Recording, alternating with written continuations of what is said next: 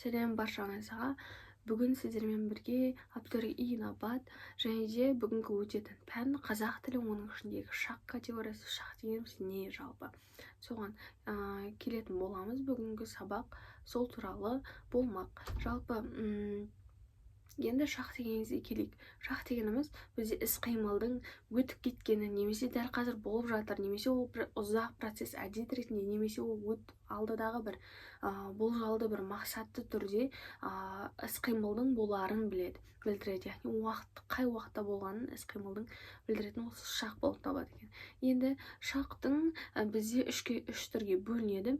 Жалпы біріншісі өткен шақ, яғни өтіп кеткен іс-қимылды, және осы шақ қазір болып жатқан, және келер шақ алдыда болатын бір іс-қимылды. Енді бірінші осы шақтың мағыналық түріне, мағынасына келейік. Біріншісі осы шақ дегеніміз дәл қазіргі болып жатқан, немесе ол сөйлеп тұрған адамның болып жатқан, немесе ол ылғи да бір болып жатқан әдет, дағдылы түрде болып жатқан іс-қимылды білдіреді екен. Енді осы бойынша бізде осы шақтың өзі екіге бөлінеді екен. Яғни нақ осы шақ және де ауыспалы осы шақ. Біріншісі нақ осы шақ. Нақ осы шақ аты айтып тұр, иә. Сіздер ешқашан оны бір қазақ тілінің ережесінің бір ерекшелігі де, немесе басқа да бір ереже, қандай да тілде болса да, олардың жалпы мағынасы өздерінің есімдеріне болады. Яғни нақ осы шақ, дәл қазір болып жатқан, сөйлеп жатқан. Мен не істеп жатырмын? Сөйлеп отырмын, иә, отырмын. Яғни бұл жерде бізде нақ осы шаққа 4 қалып етістігі қатысады екен. Біріншісі бізде отыр, тұр, жатыр, жүр. Осы 4 қалып етістігі дейміз. Осы 4 қалып етістігі бізде қандай да бір сөйлем ішінде, контекстте келетін болса, сол шақ бойынша нақ осы шаққа жатады. Яғни осы шақ оның ішіндегі нақ осы шаққа жатады екен. Енді келейік. Нақ осы шақтың өзі бір құрамына қарай жалаң және күрделі болып табылады екен. Біріншісі жалаң, жай ғана осы отыр, тұр, жатыр деген секілді 4 осы етістіктің қатысуы болды.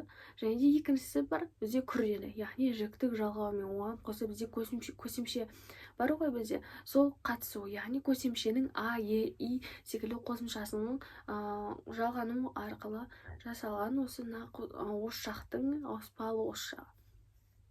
Енді бізде нақ осы шақтан кейін келесі ауыспалы осы шақ болды. Ауыспалы осы шақ жалпы аты айтып тұрғандай бір дағдылы бір қалыпта ол болып жатқан бір әдет болып табылады. Яғни ол не істеп жатыр? Күн атады. Ол күніге атады деген секілді ғой. Дәл сол секілді дағдылы бір болып жатқан процесс. Осыны біз ауыспалы осы шақ дейміз.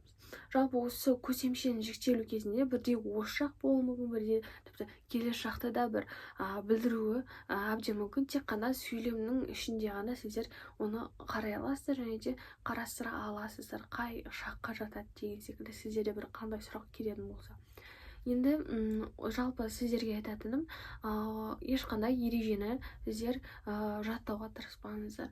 Және де жаттаудан гөрі сіздер әр ережені болсын, немесе бір қиын да сабақ немесе болсын, оны мағынасын, логикасын түсіну арқылы жаттаған ең тиімді амал деп білеміз.